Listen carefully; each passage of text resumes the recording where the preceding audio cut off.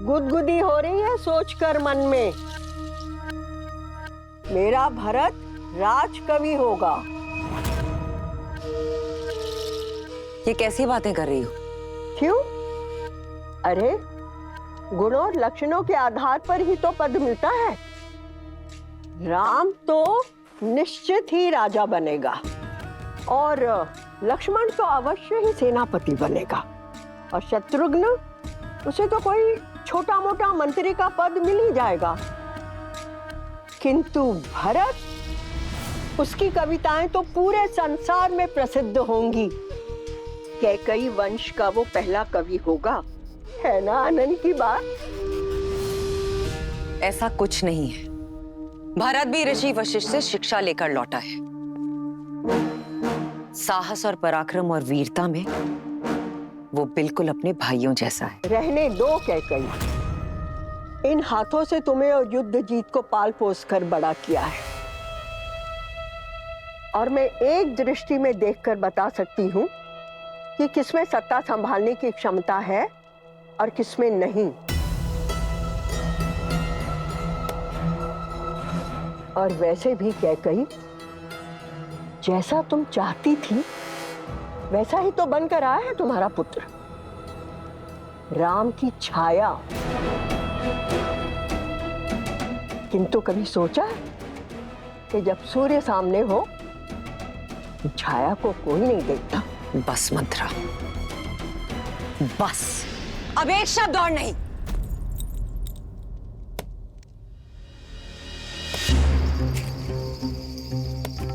बुरा क्यों लगा कैकई?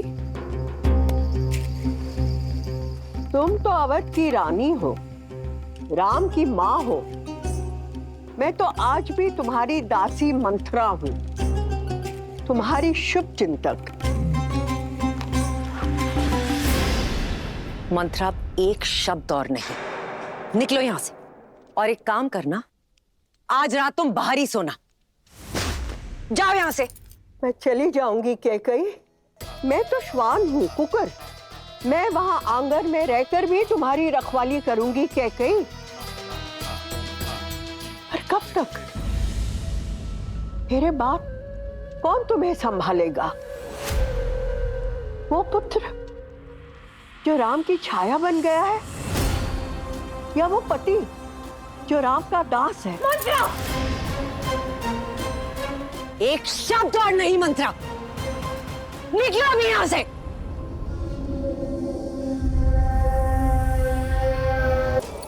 छाया को कोई नहीं देखता। मेरे बाप कौन तुम्हें संभालेगा? वो पुत्र जो राम की छाया बन गया है, या वो पति जो राम का दास है?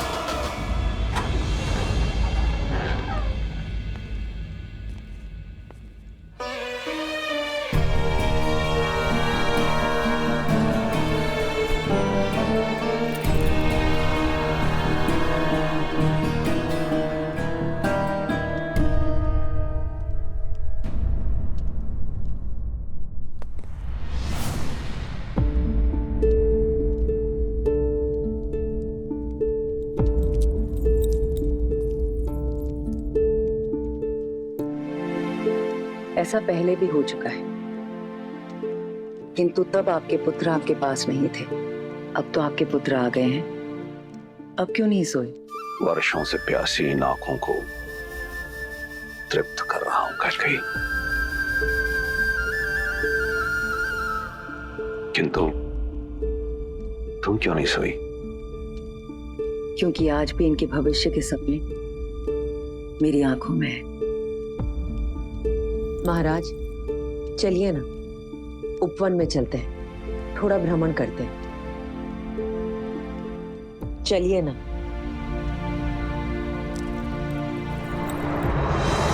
नहीं कैकई, मेरे पुत्र अभी अभी लौटे और तुम उन्हें मुझसे दूर भेजने की बात कर रही? मैं उन्हें कल भेजने की बात नहीं कर रही।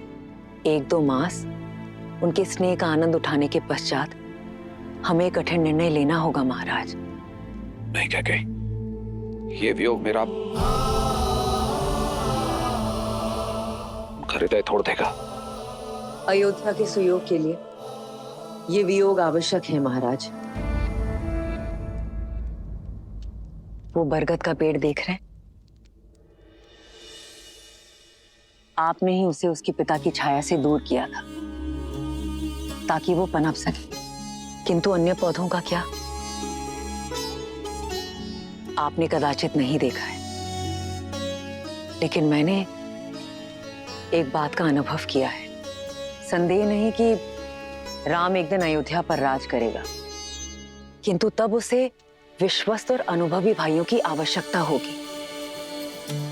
इस वक्त अति आवश्यक है कि हमारे सारे पुत्र राजकाज सैन्य संचालन सीखें।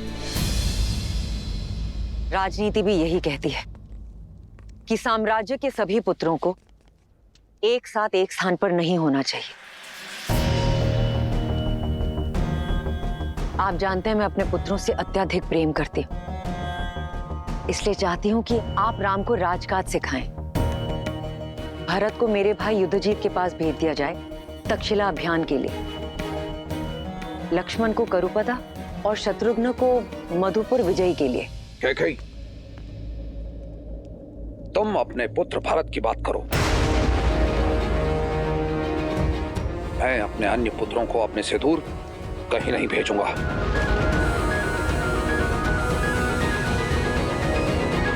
क्या कहा आपने? केवल मेरा पुत्र भरत, अर्थात भरत के अतिरिक्त मैं किसी की माता नहीं। कैकेयी, तुम मेरी बात का अनुचित अर्थ निकाल रही हो। मैं आपके शब्द और अर्थ दोनों समझ गई हूं महाराज। आप केवल मेरे पुत्र भरत को कैकैया जाने का आदेश दीजिएगा, और यदि वो प्रश्न करे तो उसे कह दीजिएगा उसकी कठोर मां कैकैयी ने आदेश दिया है। और हां, दर्पण दिखाने के लिए धन्यवाद महाराज, ये अनुभव करवाने के लिए कि मैं केवल भरत की माता हूं, राम की नहीं।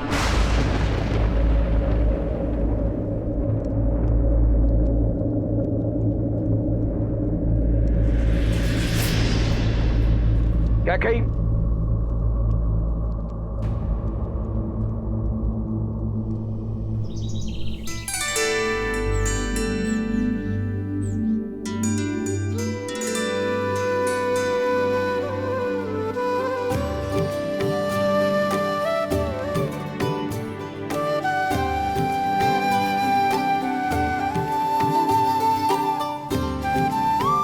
कुमार भरत, आपके लिए एक सूचना है।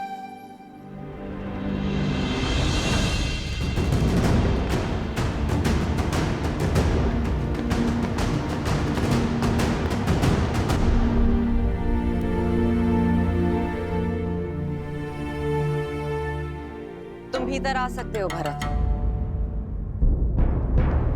ये मैं क्या सुन रहा हूँ माँ? पिताश्री ने मुझे कैकैया भेजने का आदेश दिया है। ये तो बहुत अच्छी बात है। अपने नानाश्री और मामाश्री को मेरा प्रेम और प्रणाम देना। माँ, आप, पिताश्री ने कहा है कि ये सब आपकी इच्छा है। आप मुझे अयोध्या से दूर क्यों कर रही हैं माँ?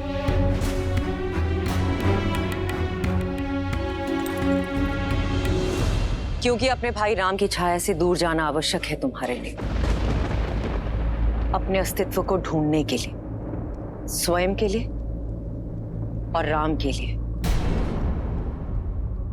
अपनी निर्दयता राम भैया पर मत थोपिए माँ। आपका द्वेष किससे है? राम भैया से या मुझसे? द्वेष? राम मेरा ज्येष्ठ पुत्र है, गर्व है वो मेरा। और तुम्हें मैंने अपनी कोख से जन्मा है, अस्तित्व हो तुम मेरे। भूल कर भी कभी मत सोचना कि मैं अपने पुत्रों से द्वेष कर सकती हूं, परंतु अपने स्वार्थ के लिए, अपने प्रेम के लिए उनके भविष्य को कभी दांव पर नहीं लगा सकती। देखो स्वयं को भरत, कैसे टूटे हुए लाचार दिख रहे हो। देखो मुझे, तुम अयोध्यापति नरेश दशरथ के पुत्र हो, अश्वपति के नाती हो, तुम कैकेयी के भरत हो, राम के भाई हो तुम। यदि मेरे ये सब कहने के पश्चात भी तुम्हें लगता है कि मेरी दृढ़ता, मेरा स्वार्थ है और मैं निर्दयी हूं और इस कारण तुम मुझसे घृणा करना चाहते हो, तो मुझे ये भी स्वीकार है भरत।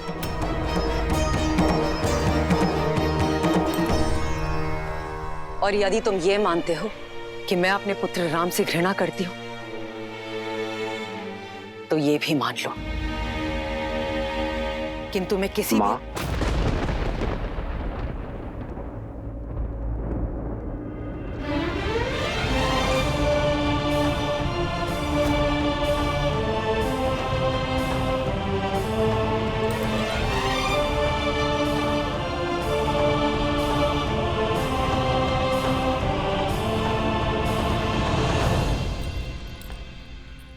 राम, मेरा कहने का वो तात्पर्य नहीं था।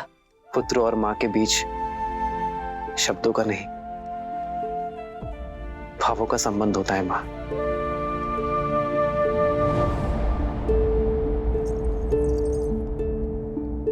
और ये बात मेरा भोला भरत भले ही ना समझे, पर मैं अच्छे से समझता हूं।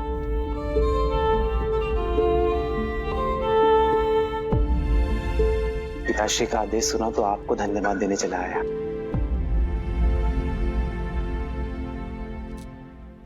मां ने जो बात कही है वो मैं कब से अनुभव कर रहा हूं भरत, और तुम्हारा आत्मविश्वास बढ़ाने का प्रयास भी किया है मैंने, पर कभी सफल नहीं हो पाया।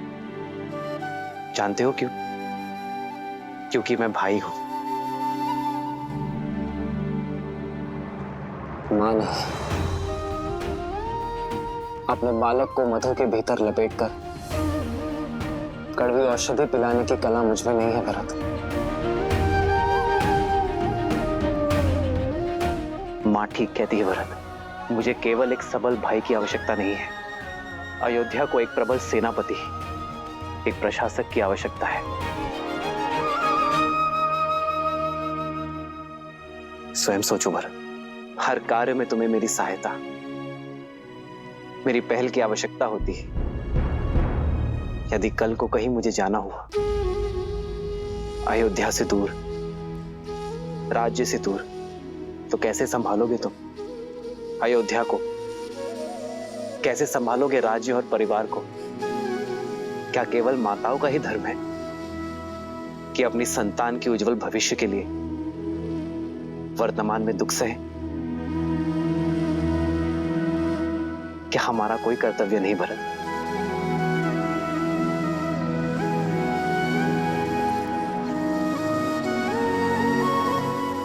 मेरी मां मुझसे कभी घृणा, कभी द्वेष कर ही नहीं सकती, क्योंकि मेरे लिए वो स्वयं उस पुत्र से दूर रहने को सज्ज है जिसे उन्होंने जन्म दिया।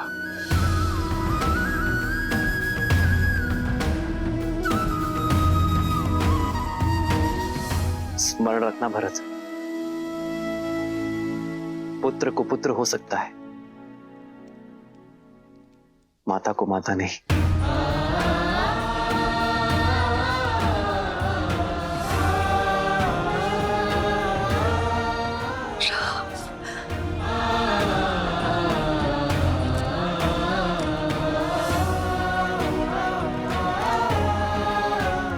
मुझे क्षमा करना मां, मैं जाने को सज्ज हूं।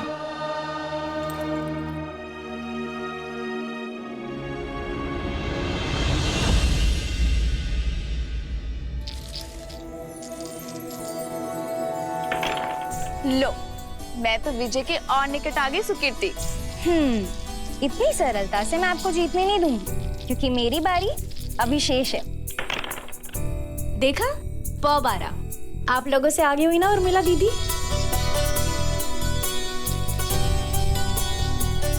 पर सब मुझसे पीछे ही हो। हारने के लिए सच होना मानवी।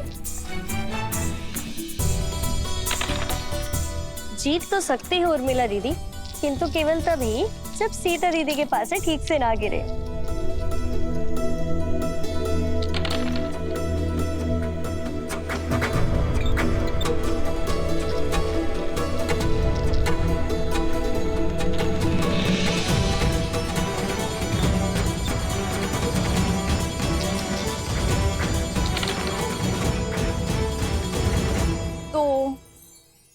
मैं तो हार गई और मैं जीत गई। देखा सीता दीदी, आप फिर से जानबूझ के हार गई ना।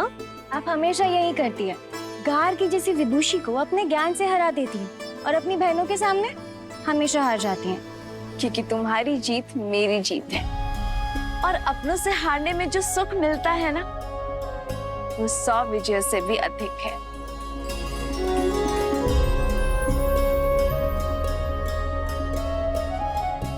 पिताश्री,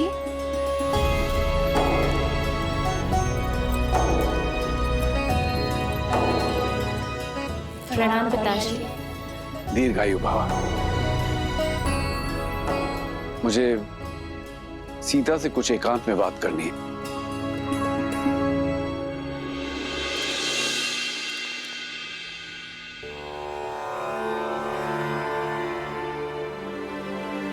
सीता, मैं जानती हूँ पिताश्री कि आप मुझसे क्या बात करना चाहते हैं। अपने पिता के मन की बात को सदैव कैसे समझ जाती है पुत्री? जिस पिता ने इतनी कठिनाइयां सहकर अपनी पुत्री को सारे आनंद दिए, वो अपने पिता के मन की दुविधा को कैसे नहीं समझेगी पिताश्री? पुत्री की आयु होने पर हर पिता के मुख पर चिंता रहती है और साथ ही आपके मुख पर यह भी उलझन है कि क्या आपकी पुत्री इस विवाह के लिए सज है या नहीं। तो इस उलझन का हल क्या है पुत्री? जब उलझन ही नहीं है तो हल कैसा पिताश्री? मैं आपसे ये नहीं पूछूंगी कि एक कन्या को अपना घर छोड़कर पराये घर में क्यों जाना होता है, क्योंकि मैं जानती हूँ कि एक स्त्री में ही इतनी शक्ति होती है कि वो अपना संसार छोड़कर एक नया संसार बना सके, अपने संस्कार, अपने आदर्श आने वाली पीढ़ी को दे सके जो उसने अपने पिता से पाए हैं। पिताश्री, संसार समझता है कि स्त्री का कोई एक घर नहीं होता, जहां जन्मी वो मायका और जहां जाती है वो ससुराल।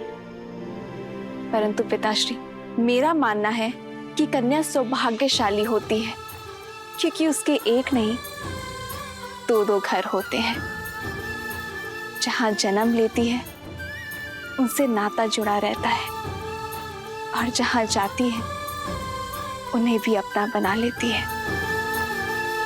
मैं तुम्हें विश्वास दिलाता हूं पुत्री, मैं तुम्हारे लिए सुयोग्य वर ढूंढूंगा, तुम्हारा स्वयंवर रखूंगा। मैं भारत के सबसे पराक्रमी, सबसे समृद्ध राजकुमारों को निमंत्रण भेजूंगा। किंतु पिताश्री, इस स्वयंवर में मैं अपना वर किस आधार पर चुनूंगी? किसके पास कितनी धन संपत्ति है ये देखकर, या किसकी सेनापति शक्तिशाली है इस चुनौती पर? पिताश्री, विवाह सेना संपत्ति से या राज्य से नहीं होता है ना? क्या इस स्वयंवर में मैं उस वर को चुन पाऊंगी जिसके साथ मैं जीवन के हर क्षण में प्रसन्न रहूंगी? तुमने तो एक उलझन से निकालकर दूसरी उलझन में डाल दिया पुत्री।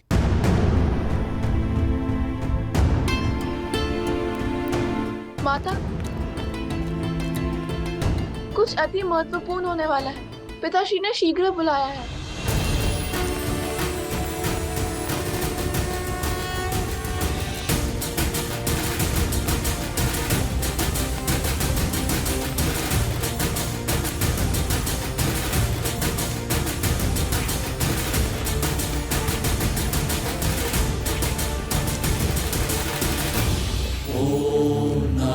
शिवाय ओम नमः शिवाय नमः शिवाय नमः शिवाय नागेन्द्रहाराय त्रिलोचनाय भस्मान्तरागाय महेश्वराय नमः शिवाय नमः शिवाय। हे महादेव, मेरी पुत्री सीता को जैसा वर चाहिए केवल आप ही दे सकते हैं। अब मुझे समझ में आया, 8 वर्ष की आयु में कदाचित सीता का आपका धनुष उठाना मेरे लिए संकेत था कि आप सीता के भविष्य का उत्तरदायित्व उठाएंगे। प्रभु, मैं सीता के स्वयंवर की घोषणा करना चाहता हूं।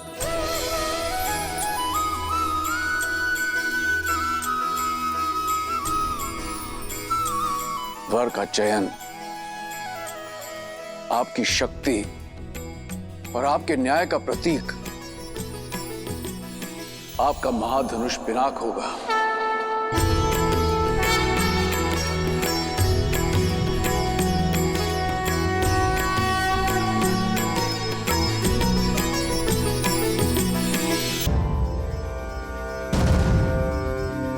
सीता के स्वयंवर की घोषणा करता हूं।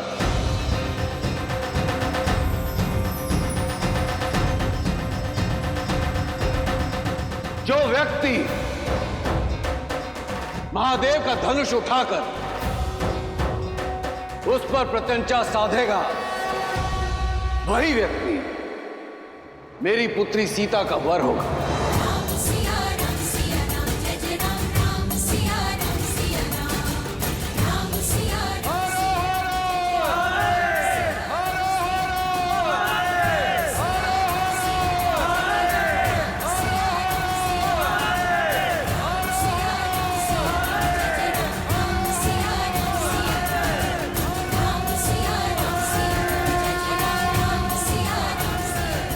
जनक ने सीता के लिए वर ढूंढने का उत्तरदायित्व आप पर छोड़ दिया है प्रभु।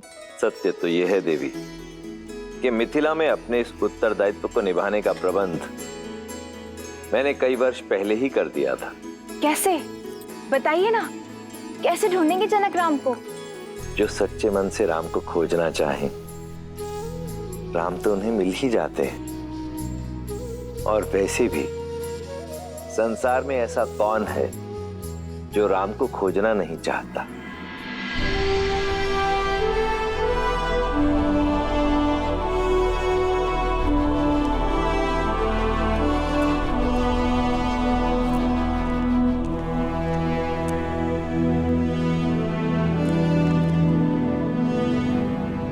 प्रणाम पिताश्री। आयुष्मान भव। मैं कल भोर होने पर कह जा रहा हूं पिताश्री। आपकी अनुमति लेने आया हूं।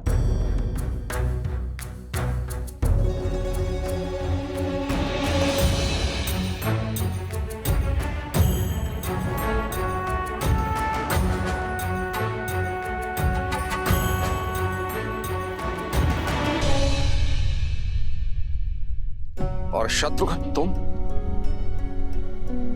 कहां जाने के लिए सज्ज हो? पिताश्री, भरत भैया को मेरी आवश्यकता होगी और फिर मेरा भी मन है कि मैं मामा के देश का भ्रमण कराऊं। शत्रुघ्न का निर्णय अच्छा है पिताश्री। 1 से 2 सदा श्रेष्ठ होते हैं। यदि आपका मन हो तो मैं जाऊं पिताश्री।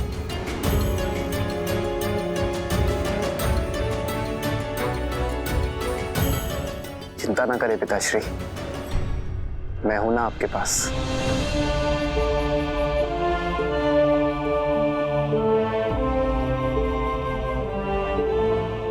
अनुमति है।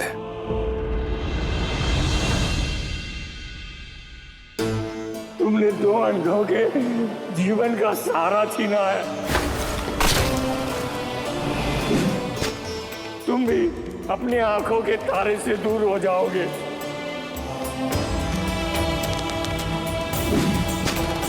अपने धर्म रक्षक पुत्र के वियोग में तरस तरस कर मरोगे तुम।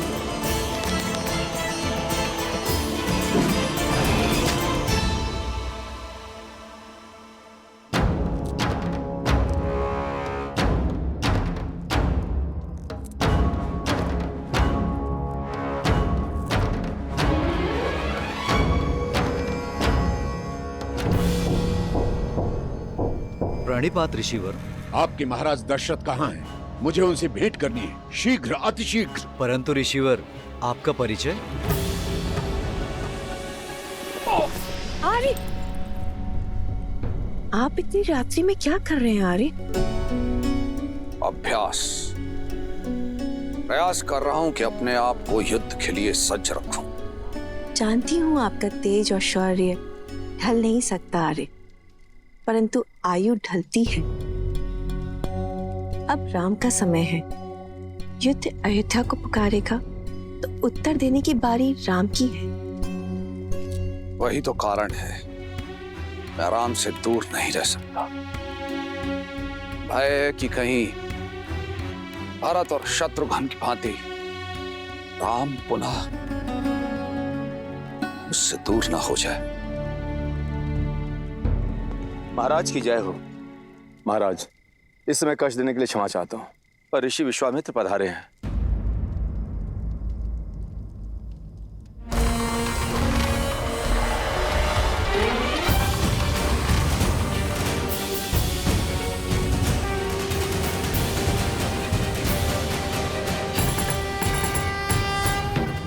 अयोध्या की भूमि पर आपके चरण पड़े, अयोध्या धन्य हुई। अपने चरण कमलों से इस भूमि को पावन करें ऋषिवर, पधारिए।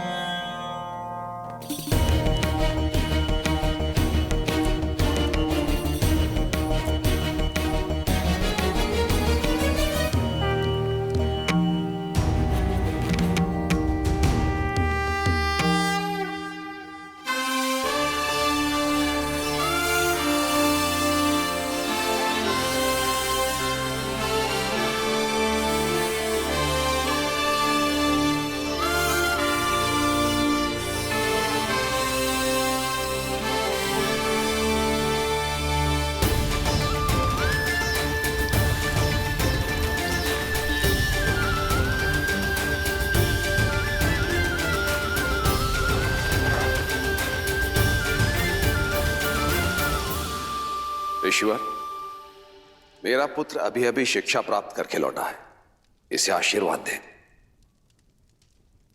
राजन, किसी भी व्यक्ति को आशीर्वाद देने से पूर्व उस व्यक्ति की पात्रता की जांच की जाती है, और फिर मैं यहां देने नहीं, लेने आया हूं। आज्ञा ऋषिवर। मारीच और सुबाहु दो राक्षस हैं जो निरंतर मेरे यज्ञ में बाधा डालते रहते हैं।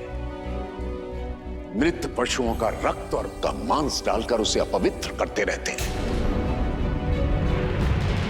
ऐसा नहीं है राजन कि मैं उनका संहार नहीं कर सकता, परंतु ब्रह्मर्षि होने के बाद मैंने शस्त्र त्याग दिए हैं, इसलिए। सुमंत, हम इसी क्षण ब्रह्म ऋषि के आश्रम की ओर प्रस्थान करेंगे। उन दोनों दंड राक्षसों का मैं स्वयं संहार करूंगा। ऋषिवर, ये मेरा वचन है, आपकी मांग अवश्य पूर्ण होगी। इस तुच्छ कार्य के लिए स्वयं अयोध्यापति वहां जाएं, ये तो उचित नहीं लग रहा है। मुझे न तो आपकी आवश्यकता है और ना ही आपकी सेना की।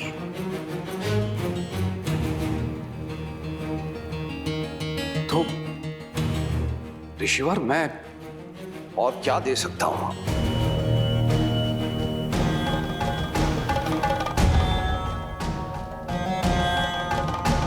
राम राम राम।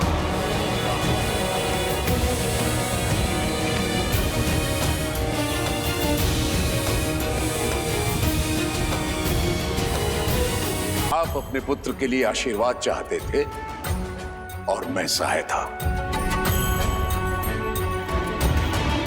आप राम मुझे दे दीजिए, दोनों की इच्छाओं की पूर्ति हो जाएगी। किंतु ऋषिवर, मेरा राम, वो तो बालक है अभी। तो यूं समझिए कि उस बालक के बड़े होने का समय आ गया।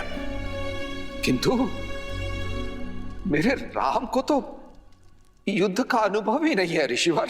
राजन, अनुभव युद्ध करने से होता है, और फिर जो शिक्षा आदरणीय ब्रह्मर्षि वशिष्ठ ने उसे दी है, उसकी परीक्षा भी हो जाएगी।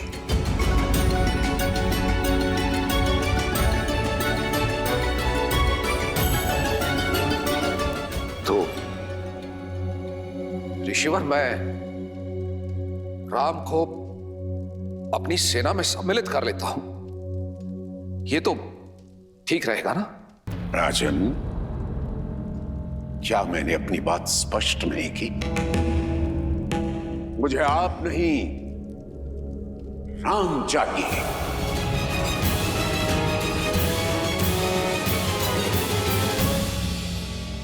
ऐसा अनर्थ न करें ऋषिवर। राम तो अभी अभी लौटा है, इसका वियोग मेरे प्राण हर लेगा ऋषिवर, मेरे प्राण हर लेगा। रघुकुल रीति सदा चले आई, प्राण जाएं पर वचन न जाए। परंतु ऐसा प्रतीत होता है कि आप इन शब्दों को विस्मृत कर गए हैं राजन। प्राणों की इतनी ही चिंता है तो रघुकुल की वचनबद्धता का ढिंढोरा क्यों पीटते हैं अयोध्यापति? विश्वास नहीं होता कि आप महान राजा हरिश्चंद्र के वंशज हैं, जिसने अपना सब कुछ त्याग दिया था अपने शब्दों का मान रखने के लिए। पहली बार अयोध्या ने निराश किया।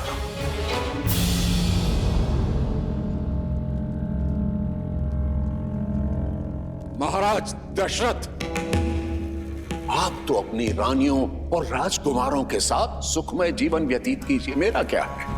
मैं तो सहायता के लिए किसी दूसरे द्वार को खटखटा लूंगा, परंतु आज के बाद कभी मत कहिएगा प्राण जाए पर वचन न जाए। ऋषिवर, हरि ब्रह्मर्षि,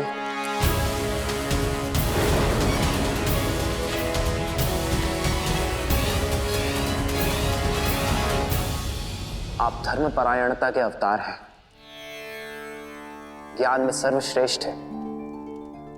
आप किसी भी असुर को स्वयं दंडित करने में सक्षम हैं, किंतु ब्रह्मत्व का मान रखने और रघुकुल का मान बढ़ाने स्वयं अयोध्या आए हैं। आपके साथ चलना मेरा सौभाग्य होगा गुरुवर। केवल एक अनुरोध है, कल प्रातः तक प्रतीक्षा कीजिए, अयोध्या का स्वागत स्वीकारिए। ठीक है, कल प्रातः काल तक का समय है तुम्हारे पास। जैसे ही कल का सूर्योदय होगा, अयोध्या के मान का उदय होगा अथवा उसके तेज का अस्त होगा।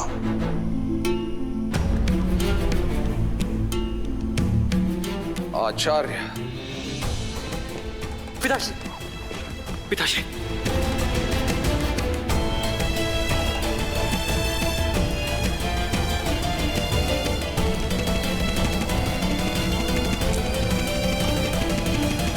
प्रणाम गुरुदेव।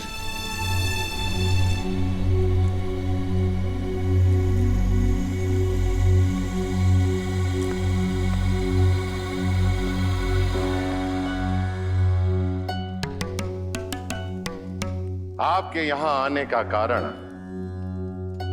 केवल यज्ञ की रक्षा करना नहीं था, इतना तो मैं समझ गया हूं ब्रह्मर्षि विश्वामित्र। आप राम को परखने आए हैं।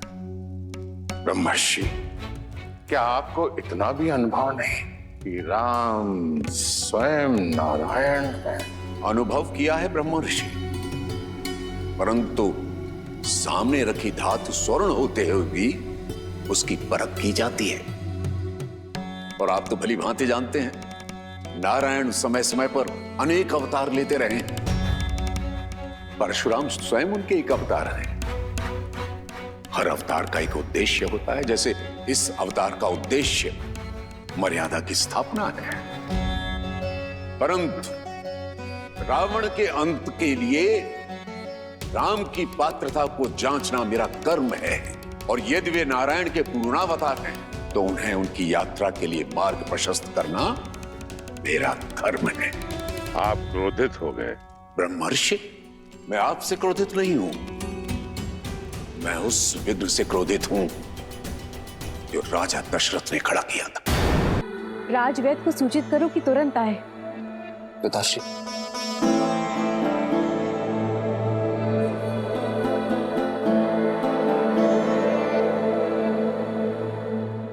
आपका स्वास्थ्य सदा ठीक रहता है पिताश्री। ये अचानक क्या हुआ आपको? थक गया हूं, विश्राम की आवश्यकता है।